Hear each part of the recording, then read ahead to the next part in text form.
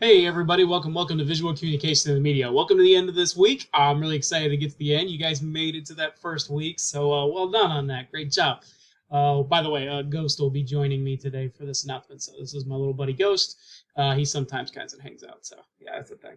So just wanted to get you a heads up on what we're focusing on for the weekend and really some things. Remember, I told you that I'm going to be giving announcements and something always different each time. You'll tend to notice some things as you keep going. So the end of this, I really wanted to focus on a little bit more website design and just how companies create guidelines to really create quality designs. And that can help you out with your assignments this week and really show you where things are located at. I really didn't do a good job of that in the lecture and just give you guys some. I went over the due dates and everything, but just so where you can find everything, that's really the big deal. So yeah, we're gonna go over that real quick, and we'll go from there. My buddy Ghost will help us out. So right, Ghost? Yeah, it's Ghost right there. So yeah, I think he's interested in looking in Legos right now, so he's all right. So let's begin. Let's take a look. So yeah, we're gonna look at the 5 major rules that we talked about over the lecture on Thursday, and we're gonna talk about how that plays a part in guidelines and how that works with visuals, especially with websites, and how companies tend to build their stuff out. So let's take a look real quick. So remember the 5 major rules that we talked about on Thursday. Obviously, clarity, if everything's clear and easy to understand. Simplicity, it's simple, easy to build. Proximity, where everything lays out. We also have engagement and then navigation as well. And the funny thing about this is, over time, where people design websites and design systems, they come up with their own set of heuristics and guidelines on how to go about things. And pretty much that's what it means. Heuristics is a set of guidelines or rules to follow agreed upon by a group of people. And by doing this, they're able to create solid products that are consistent and well designed. And there's a company called Sharpen Productions out there. They're another website design company, but I figured we could go over their set of heuristics and how they design their own things. So yeah, let's take a look real quick. So yeah, the first 3, they have like 10 rules for their design. Most of these are design based, but some of them are very like code and like structure based. But those are more on like the last page. We'll go through the first 6, and then I'll go a little more detail in the last 4. So their first heuristic rule or guideline is simple is beautiful. This kind of deals with clarity and also with organization and layout. So not cluttered, easy, ready to use. Proximity plays a part here. They also agree that design is paramount. That first initial look and that feel has to be solid, or else people are never going to come back and use it again. That's something to keep in mind with. And that's where that engagement kind of comes into play. Navigation is also a crucial thing. People have to be easy to use it, make sure it works. It should be intuitive, well organized with a top-down design. Remember I talked about the top-down design lecture where it starts from the top of the main points and then the secondary points and the final points as you slide down the website. That's pretty much how it works with that concept right there.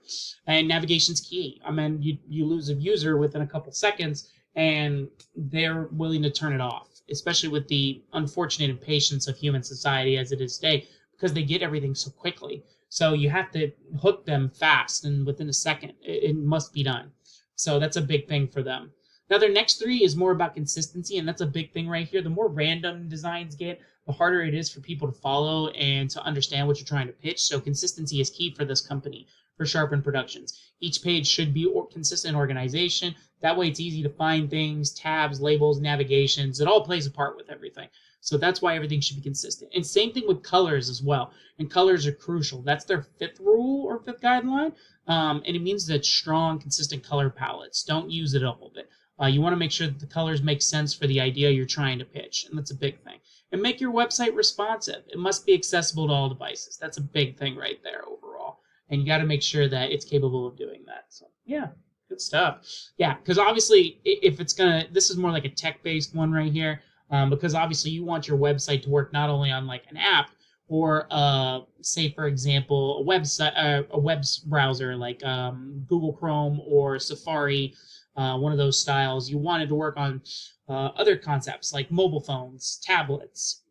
They all have different aspect ratios and different codecs to really include that. And you need to make sure that when you port a website over there, it needs to fit on all those devices. So it's a big thing. Everybody has a different device nowadays. And Not everybody has just Apple or PC or Samsung. There's so many other different developments out there. Yeah, and the last four, some of them are more technical based, like the last one, like for example, developed for multiple browsers. Much like you had different systems, like a tablet or a phone, you have to do the same thing with the browser types. Safari, Google Chrome, Bing, all these search errors, Yahoo, they all got to work with that. You got to make sure you check your site for errors. This is a huge one. This kind of ties in with clarity and simplicity. You got to make sure that everything's clear, easy to understand. Edit your site. Errors confuse users. So the more errors you have, the more you won't have those users come back, and that's a really big thing. And write your own code. That's another thing. This is more a technical feedback point, but write your own code. Not templates. Don't use those templates. The more you write with your own code, the better you can change your own things. And just don't forget the content. That's the real big thing. With proper original content, you can engage users with so many things. And engagement's key because they keep coming back, right? So yeah, this is a good set of heuristics that uses the 5 guidelines and kind of expands upon it with some technical aspects. But I figured we would talk about that and get you a really good feel of everything. So yeah, just a couple of things I kind of skipped over a little bit. So in the lecture, I know there's a lot of information that passed with that, so I figured I'd go in a little bit more detail with that. So if you need to find any due dates or anything on here, they're all in the calendar right here, so you can see like when lectures are. So obviously lectures are going to pop up around 7. And then due dates are always going to show up like the day after because I'm on the East Coast and due dates are based on Central Time. So they're always going to show up on like Monday, right at the beginning of the day. It'll show up like 1 a.m. right here instead of 12 a.m. on Monday that day. So make sure you have it due by that time, and that's what I'm going to be looking for. So anytime I say it's due by the end of Sunday, I mean it's by like right when 12 a.m. hits on Monday, and that's pretty much it.